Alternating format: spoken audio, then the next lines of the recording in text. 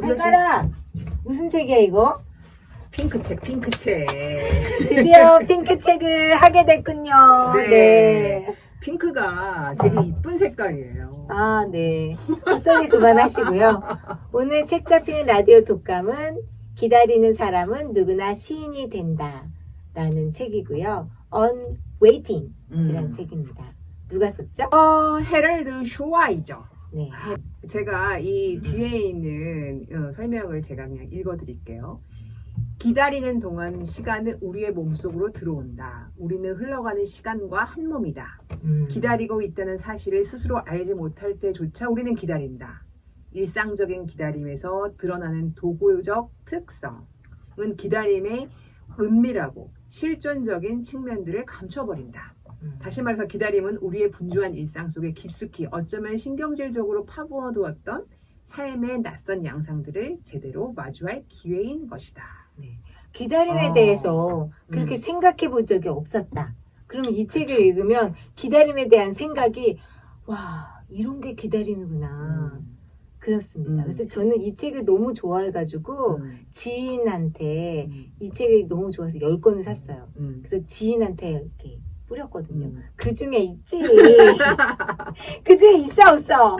내가 이거 딱 줬잖아요. 그쵸? 그래서 저희가 또 이렇게 같이 읽고 읽게 됐어요. 만났습니다. 어떤 분인지 제가 좀 소개시켜드리면 이렇게 생기셨어요. 보이시나요? 되게 철학자처럼 생겼죠. 헤럴드 슈와이저. 네, 스위스에서 태어나신 분이고 쥐리히 대학교에서 영어 영문학 박사학위를 받으셨고 1987년 미국으로 이주해서 버크네 대학교 영어 영문학과 교수로 재직하시고 계시고요. 시 창작, 문학 이론, 홀로코스트 연구, 고통의 재현 등 여러 비교 인문학 과정을 가르치고 계신 분입니다. 네, 그래서 기다리는 사람은 누구나 시인이 된다라는 한국어 제목이 너무 좋은데 그냥 영어 제목은 그냥 On Waiting이에요. 네. 그럼 우리 그냥 챕터를 한번 읽어볼까요? 제 생각에는 챕터만 읽어도 챕터 제목 이 책이 굉장히 시적이다 라는 걸 느끼실 것 같아요. 발가락 1장부터 읽어볼까요? 1장 누구도 기다리고 싶어 하지 않는다. 왜 기다려야 해? 시간은 돈이다. 3등 열차, 가난한 사람들의 시간, 속도의 빛, 고도를 기다리며. 2장 설탕 한 조각이 녹는 동안 기다림에 대한 짤막한 이론. 기다리는 사람은 시간을 견딘다. 기다림이라는 음악. 왜 기다리는 사람은 가만히 있지 못할까? 기다리다 또는 지속하다. 기다리는 사람의 시선이 불안한 이유. 3장 대기실에서 나는 어쩌다 여기에 오게 된 걸까? 엘리자베스를 기다리다. 케이트 크로이 기다리다. 기다리는 사람의 신체, 말들의 그림자. 4장 페넬로페의 잠 못 드는 밤. 시작을 기다리며. 기다림의 매혹, 오디세우스의 조바심.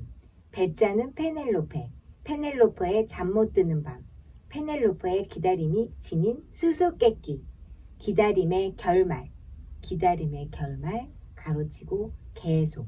5장 머무르기, 지체하기, 곱씹기. 머무르는 자의 눈이 구원한다. 머무르기, 기다림의 특별한 방식. 우리가 거저 얻는 그 조금의 목. 우리가 체류한 그 정도의 크기. 머무르는 자의 눈이 구원한다. 진리를 기다리는 특별한 방법이 있다. 머무르는 시선, 개별성, 낯선. 6장 죽음을 지켜본다는 것. 페르디낭 호들러 죽어가는 연인을 그리다. 고통받는 사람을 바라보기. 타인의 고통에 참여하는 행동. 더 이상 바라볼 수 없는 얼굴. 나 여기 있어. 마지막 장 7장입니다. 기다림 그리고 희망. 별것 아닌 것 같지만 도움이 되는 일. 대기실의 시간과 끝없는 혼돈의 시간. 여기가 아닌 다른 어딘가로. 창문 높이 비춰오는 희미한 햇살. 기다림의 선율에 귀를 기울이는 동안 마치며. 네. 옹기니의 말 오래오래 책에 머무르면서 곱씹는 시간을 가지시길. 아니 그냥 연극하는 것처럼 뭔가 훅 오지 않나요? 그래서 저희가 어. 스웨덴 독서법을 지금 계속 그 연습하고 있는데요. 그 소제목을 저는 이제 쓰는 걸로 네. 어쨌든 시작을 하고 있고 꾸미도 그 소제목 읽기를 굉장히 열심히 하고 있는데 소제목을 읽으면서 되게 큰 뭐라 그래 얻었다고 해야 네. 되나? 큰 걸 얻었다고 해야 되나? 어떤 면에서 얻은 어. 것 같아요? 좀 자세히 얘기해 본다면. 네. 그 제목을 저는 이제 필사를 처음부터 이제 해봤는데요. 필사를 하면 시간이 되게 많이 걸려요. 그래서 사람들이 이 필사에 대해서 되게 두려워하는 게, 시간 아까워. 그 시간 동안 내가 뭐 너무 많은 걸 할 수 있는데 그걸 글씨를 쓰고 있어. 그것도 컴퓨터도 아니고 그치, 그냥 손글씨로. 아날로그식으로 시대에 너무 뒤처지는 거 아니야. 근데 그 시간이 나에게 오는 되게 무게가 있어요. 그래서 그 글씨를 쓰면서 생각이 되게 많아지거든요. 그래서 내가 앞으로 이 챕터에서 뭐를 얻을 것인가, 기대도 하고 무슨 생각을 할 것인가, 이런 거에 대한 생각을 굉장히 풍부하게 하면서 책에 대한 기대감이 되게 커져요. 그렇죠. 한 권 읽더라도 이 챕터를 다 쓰면서 그리고 읽다가 말더라도 이 챕터에 대한 어떤 선입견 내지는 기대감을 가짐으로 인해서 뭔가 오는 게 있는 것 같아요. 저는 이제 다 쓰진 않아요. 왜냐면 글씨도 잘 못 쓰고 쓰진 않는데 잘 쓸 필요는 없어요. 저는 항상 이 인간이 우리가 의식 이런 거에 대해서 많이 의식했잖아요. 그러니까 이게 무심코 하는 일을 의식을 하다 보면은 느끼는 게 좀 많은 것 같아요. 특히 이 책이 주는 어떤 메시지가 이 기다림을 의식한다는 거거든요. 기다림을 의식하면 수많은 의미가 그 안에 있어. 라는 책이라서 특히 이제 스웨덴 독서를 할 때 내가 이 책을 읽는다는 걸 의식하고 요 부분에 대해서 또 의식하고 요런 부분을 말한 것 같긴 해요. 이게 좀 뜬구름 잡는 얘기인데 여러분들도 경험해 보셨으면 좋겠어요. 정말 그 사람이 살아가면서 경험해야 될 일이 이제 꼭 경험할 일 몇 가지 있잖아요. 뭐 놀아보기 예를 들면 젊었을 때 많이 놀아보기 뭐 이런 거 있는데 젊었을 때밖에 할 수가 없으니까. 근데 인생을 아주 길게 보면 이게 꼭 필요하다. 그렇죠. 책을 읽고 그 목차에 대해서 음미해보기. 그리고 또 책을 읽으면서 또 의식하기. 이런 건데 저는 이제 제가 책을 이제 남들보다 조금 더 읽었다면 거기에 노하우가 책에는 키워드가 있어요. 근데 키워드가 우리 열쇠처럼 진짜 키를 눌러서 돌리면 열려요. 그렇기 때문에 여러분들이 독서를 할 때 이 키워드를 느끼고 이 키워드에 대해서 생각하고 이런 게 훨씬 중요하다. 독서를 많이 하는 것보다. 저는 이제 그거를 느꼈거든요. 그래서 이제 이 책에서도 분명 키워드가 있습니다. 이 책을 읽었는데 지속. 이걸 모른다? 그러면은 키워드를 모르고 있는 거야. 그냥 흘려 들어간 거야. 그쵸? 그래서 이런 것들을 좀 얘기를 했으면 좋겠고, 그럼 자꾸 이렇게 진열을 하시는데 좀 볼게요. 아니, 너무 예뻐가지고, 발레리나가 너무 예뻐가지고. 네. 제 취향이죠. 이 책은 뭐 기다림이 이래! 이런 거를 주장하는 책이긴 한데, 그냥 현상학 책입니다. 예. 현상학. 기다리는 거에 그 그림을 떠올리면은, 뭐 대기실에서 기다림, 뭐 여러 가지 기다림이 있잖아요. 근데 그 기다림의 현상에 대해서 썼어요. 네. 그래서 이건 기다림에 대한 현상학 책이다. 라고 이제 접근하면 될 것 같고, 여러 가지 현상 중에 1장, 누구도 기다리고 싶어하지 않는다. 왜? 제가 왜? 아까 얘기했던 것처럼 그 시간 너무 아까워. 그 시간 동안에 너무 많은 걸 할 수 있는데 나 지금 기다리고 있어. 기다려서 보상이 있다? 이러면은 기다리면 싫어하지 않는데 이 저변에는 왜 아까워? 시간이 돈이다. 이런 가치가 베이스 되어 있는 거다라고 얘기를 합니다. 시간은 돈인데 내가 기다리는데 시간을 아깝게 써서 화가 나. 기다리고 싶어 하지 않는다. 그러니까. 그랬을 때 이 챕터에서 3등칸 열차에 이런 그림이 나옵니다. 근데 왜 3등칸, 1등칸이 아니라 왜 3등칸이 나왔을까요, 발가락? 1등 칸에서는 기다린다고 생각하지 않는 거죠. 즐기죠. 네. 어. 근데 기차가 우리 우리나라는 사실은 기차 여행이 그렇게 많은 편은 아니에요. 음. 그러니까 이렇게 유럽처럼 땅이 넓고 여러 나라를 거치고 뭐 이런 게 있어야 이제 3등 열차도 1등 열차 뭐 그래서 오리엔탈 특급 뭐 네, 이런 게 네, 있는 거죠. 네. 그 중에서 3등 열차. 이 사람들이 기다리는 거는 그냥 목적지에 도착할 때까지 아무것도 하지 않는 가난한 사람들의 이야기다. 네. 그쵸? 그리고 이제 또 기다림하면은 기다림을 개념한 최고의 희극이 있죠. 희곡. 네. 고도를 기다리면. 이런 얘기가 이제 일장에서 펼쳐집니다. 왜 우리는 기다리는 걸 그토록 싫어할까? 기다림이 과연 무엇이길래? 근데 이제 고도를 기다리며 저희도 읽었지만 사실은 인생 자체가 그냥 기다림의 연속이고 기다림은 그냥 사는 거랑 똑같다. 이런 게 그 키워드거든요. 네, 그쵸. 그러니까 시간을 견디는 일을 계속 경험한다.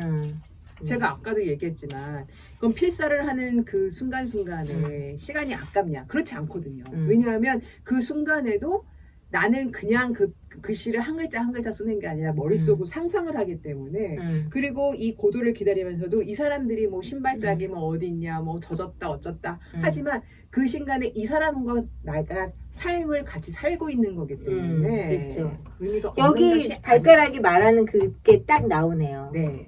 당신은 이렇게 말할지도 모른다. 요즘 같은 때 누가 책에 몇 시간씩이나 시간을 할애하겠어. 이 물음에 대한 답은 책을 읽고 싶은 사람은 그럴 것이다 라는 거다. 책을 읽는 사람은 책을 골라들고 박자를 고를 것이다. 이때 시계는 멈추게 된다.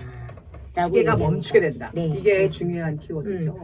그래서 이제 2장으로 넘어가면 2장은 기다림에 관한 짤막한 이론이고요. 거기서 이제 그 앙리 베르송 이런 분은 또 외워야죠.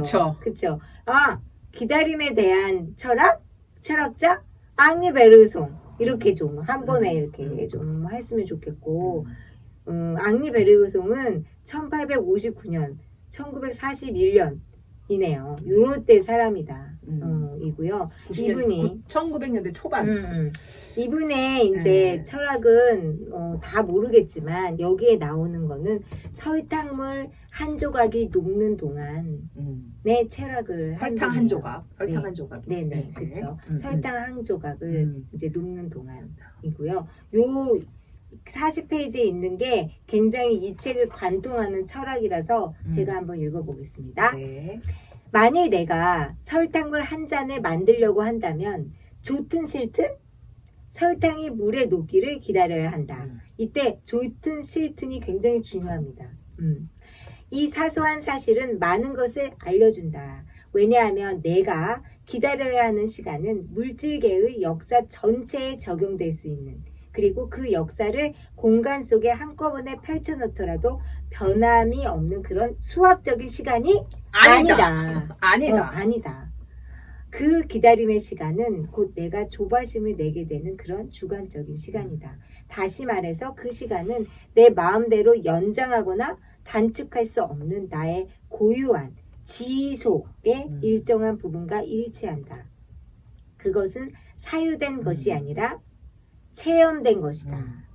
다른 것과의 관련성 속에서 영향을 받는 것이 아니라 절대적인 시간이다. 이것이 과연 무엇을 의미할까? 한 컵의 물, 설탕, 그리고 설탕이 물에 녹는 과정은 확실히 추상에 지나지 않는다는 점 아닐까? 라고 얘기합니다. 그래서 추상시간. 기다림 속에서 나는 설탕이 녹기를 기다리는 시간과 발가락이 설탕이 녹기를 기다리는 시간과 다른데 그 시간은 나에게는 절대적인 시간이라는 거죠. 좋든 싫든 기다려야 되는 이 상황 속에서 라는 걸 얘기합니다. 그래서 이런 시간을 의식하게 되면 시간은 두 가지가 있어요. 그냥 시계 초침의 시간이 있고 그 있던 주간의 세계인 고요한 지속의 시간인 지속이 있어요. 고요한 지속. 그래서 이 지속을 얘기하는 것, 이 지속을 깨닫는 것, 이것이 바로 시간에 대한 어떤 그 동시성을 깨달은 것과 동급인 거죠. 갑자기 생각났는데 저희 아들이 그 유치원도 가기 전에 제가 뭐를 이제 기다리라고 얘기를 하면서 자, 시계를 봐봐. 저 바늘이 요만큼 움직일 때까지 기다리면 돼. 그랬더니 갑자기 저게 움직여?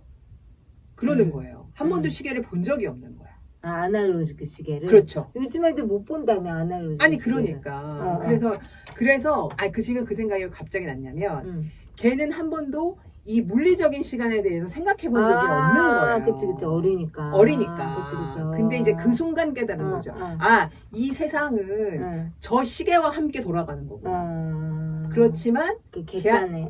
걔한테는 그 전까지는 인식하기 전까지는 음. 이 지속이 있었던 거죠. 그쵸. 자기가 그냥 책을 읽거나 응. 장난감을 갖고 놀거나 이런 시간은 굉장히 긴 시간이고 어. 엄마랑 뭐를 어딜 가기 위해서 분주하게 움직이는 이거 시간은 굉장히 참을 수 없는 시간이고 자기 혼자의 그런 그치요. 추상적인 그런 시간 지속. 속에 살았던 거예요. 그쵸. 그런 지속성. 그렇죠. 그러니까 시간이 간다고 말할 때 정작 가고 있는 거는 우리 자신이라고 그렇죠.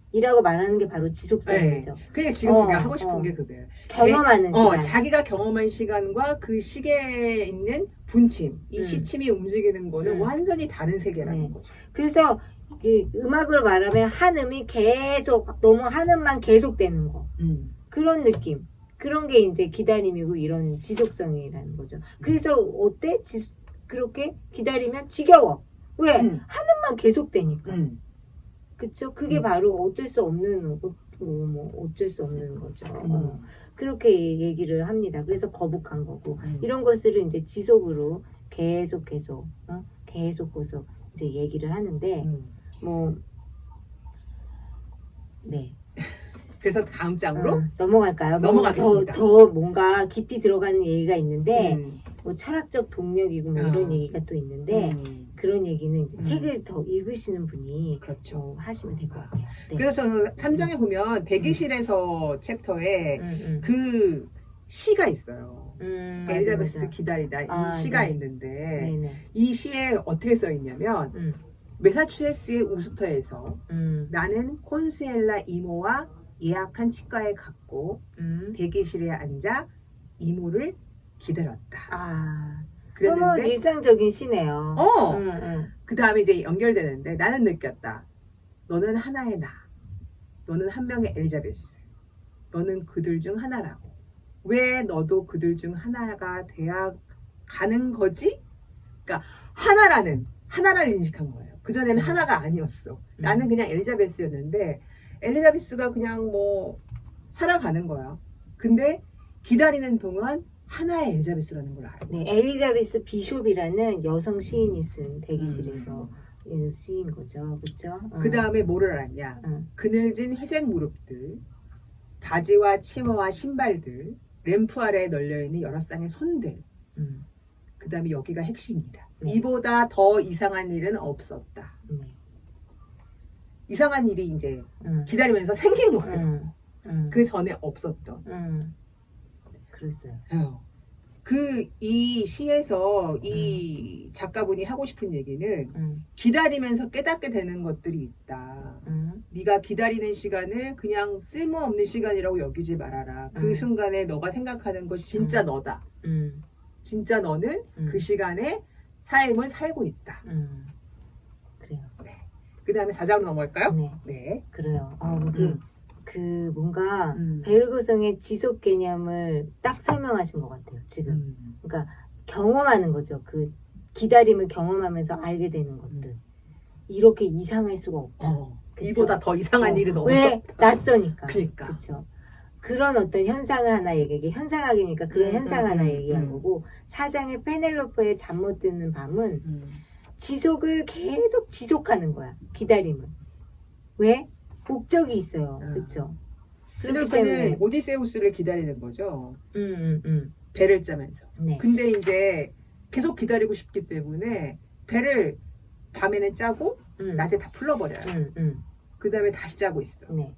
그래서 기다리고 있는데 왜냐면 결혼을 하면 안 되잖아요. 결혼을 하면은 남편이 돌아왔을 때 죽임을 당하잖아요. 그래서 약혼자들한테는 배를 다 짜면 이제 결혼할게. 그러고 나서 배를 풀고 배를 또 짜고 풀고 이런 것들을 반복되는 기다림을 말하는 거죠. 기다림은 충족될 수가 없이 다시 껴안고 나아간다. 이런 그래서 말이 페넬로페는 시간이 아닌 지속에서 살아간다라고 음. 얘기하는 겁니다. 네. 그래서 그 뭐 아크로니 얘기도 나오는데 네네네. 아크로니가 시간의 자율성, 그러니까 시간을 우리가 기다림을 조율할 수 있는 어떤 시간의 자율성에 대해서도 얘기를 하고요. 네. 그렇죠? 사르트르는 또 책을 읽으면서 예측하고 이런 고급스러운 기다림, 그 다음에 읽는 행간을 읽으면서 그 다음에 뭐가 올 것인가에 대한 어떤 예측하는 기다림 이런 것들을 얘기하고. 그러니까 그렇죠? 저희가 책을 읽으면서 이 스웨덴 독서법을 했던 이런 게 어떻게 보면 기다림을 몸소 실천하는 거였어요. 그렇죠. 그래서 이 기다림이 굉장히 자율성으로 돌아가면 어떻게 보든 생산적인 시간, 뭐 생산이 꼭 좋다고 한다면 그 생산적인 시간이 될 수 있다라는 것을 얘기해주고 있습니다. 네. 그러면서 이제 5장으로 넘어가면 머무르는 자의 눈이 구원한다라는 말을 썼었어요. 근데 이제 구원한다가 아까 그 이보다 더 이상한 일은 없다 이렇게 시에 나왔던 그 단어의 풀이에요. 풀이. 네네. 네. 그렇죠. 그러니까 이 5장은 굳이 예술이라는 단어를 많이 쓰진 않았지만 우리가 예술 작품을 보면서 거기 안에서 머무르고 지체하고 곱씹고 예술의 시간적 경험을 하는 그 머무르는 법을 배우는 것이 바로 구원의 길이다라고 얘기하고 있는 거죠. 그래서 기다리는 사람은 누구나 시인이 된다라는 제목이 탄생하게 된 겁니다. 5장에서. 네. 눈이 구원했기 때문에. 그렇죠. 네. 그리고 이제 6장으로 넘어가면 그러니까 요거 읽고 넘어가면 맞아. 아까 그 엘리자베스 비숍 정말 이상한 시간이었다라는 쓴 그 여성 시인이 시간의 안드로메다라는 시에서 쓴 글귀인데요. 네. 기다리면서 나는 수많은 작은 소리를 들었고 이내 그것이 내가 내내 들어왔던 소리였음을 알았다. 이겁니다. 바로 이거예요. 이런 느낌이죠. 네. 내가 내내 들어왔지만 인식하는 거는 지금 이 순간에 딱. 그래서 머무르는 걸 배우는 것이 영혼이라는 것과 관계를 맺을 수 있는 유일한 방법이다. 이라고 한스 게오르크 가다머라가 얘기했는데요. 가다머가 여기 또 주인공이나 마찬가지예요. 이 책에서. 가다머 얘기를 굉장히 많이 합니다. 네. 그러면 우리 그다음에 이제 넘어갈까요? 그 예술의 연장선에서 6장을 얘기해야죠. 네. 그 예술가 중에 페르디앙 호들러라는 화가는 죽어가는 연인의 모습을 이렇게 그렸습니다. 네. 연인의 모습을 매일매일 그 사그라가는 죽음에 가까이 가는 이런 사진을 그렸는데요. 어떻게 봤어요? 여기서 사실은 저희가 그림으로 가까이 봐야 되는 거는 수평선입니다. 네. 네네. 여기 보면 그 되게 멋진 문장이 나오는데 이런 고대 다렐, 그러니까 여자친구의 이름인데요. 고대 다렐의 자세는 엄숙한 수평을 점점 더 닮아가고 있었다라고 얘기합니다. 그러니까 죽음을 엄숙한 수평이라고 표현한 게 굉장히 뭐랄까 좋았다고 얘기하면 너무 미안하도록 좋았어요. 진짜. 그러니까 엄숙한 수평이라는 게 사실은 자연으로 돌아간다는 다른 표현이죠. 우리가 이제 보통 흙으로 돌아간다 뭐 이렇게 표현을 하는데 그거를 엄숙한 수평이다 이렇게 표현하면서 그림도 수평선을 그렸어요. 그래서 이제 이 수평선을 보면서 너희가 느껴야 되는 거는 이 다렐이 어디로 갔느냐. 다렐이 지금 너무 죽어가는 입을 벌리고 숨을 못 쉬고 이렇게 허덕거리는 이 얼굴에 있지 않다. 표현을 이렇게 침대도 수평으로 표현하고 이 자세도 그렇게 표현을 하면서 나는 이 고통을 함께 한다. 네. 타인의 고통을 쏟는 관심이라고 얘기하죠. 그래서 그거를 막 조바심 내게 기다리고 뭐 죽음을 기다리고 그러는 게 아니라 같이 고통을 관심을 갖고 관심을 가지면서 머무르고 그 자체가 어떻게 보면 구원이라는 겁니다. 관심을 갖는 것. 네. 네. 그러면서 이제 7장에는 별거 아닌 것 같지만 도움이 되는 레이먼드 커버의 소설을 얘기해요. 근데 이 소설에도 마찬가지로 이제 기다림에 대한 이야기가 나온다. 네. 지금 이 저자는 시에서도 나오고 그림에서도 나오고 심지어 소설의 바탕에도 기다림이 깔려 있다는 걸 저희에게 알려주는 거. 그렇죠? 그렇죠. 여기서의 기다림은 음. 아들이 죽어가는 거 보는 기다림이 있는 거죠. 근데 네. 이제 아들한테 생일 케이크를 맞췄어요. 아, 레이먼드 커버에 별것 아닌 것 같지만 도움이 되는 일이라는 단편 소설인데 그 얘기를 지금 하는 거예요. 발간기. 네. 이제 그래가지고 음. 그 생일 케이크를 맞추고 했는데 아들이 이제 어떤 사고로 죽어가는 거를 부모가 가서 그 케이크 사장님은 전화를 계속 하는데 연결이 안 되죠. 그래서 결국은 이제 아들이 그 죽어가는 걸 지켜보느라 그랬다. 그런 걸 알면 되면서 같이 이제 빵을 나누는 별것 아닌 걸 나누는 거죠. 그러니까 결국 그 기다리는 시간은 누군가 빵을 나눠 먹으면서 수다 떠는 게 참 도움이 된다. 그러니까 이게 뭐 이렇게 저자가 막 이렇게 강하게 얘기하진 않았는데 우리는 그런 수평선으로 갈 수 없는 운명이고 그리고 고도를 기다리면처럼 아까 발가락 얘기했지만 인생은 기다림의 연속이고 그런데 좀 별건 아닌데 도움이 되는 게 빵 나눠 먹으면서 공감하면서 고통을 이해하는 것이다 라는 메시지가 있는 책인 것 같아요. 꿈이 결론 좋은데요? 네, 결론 좋아요. 네네네. 그래서 우리가 고통스러울 때 타인의 고통을 쏟는 관심을 가질 때 덜 고통스럽다고 합니다. 보통. 그래서 네. 우리는 책을 읽어야 되고 네. 또 예술을 가까이 하면서 우리의 삶을 좀 더 윤택하게, 네. 좀 윤택한 것 같아요. 신이 된 느낌. 네. 네. 오늘 책 잡히는 독감 여기까지예요. 모두 안녕히 계세요.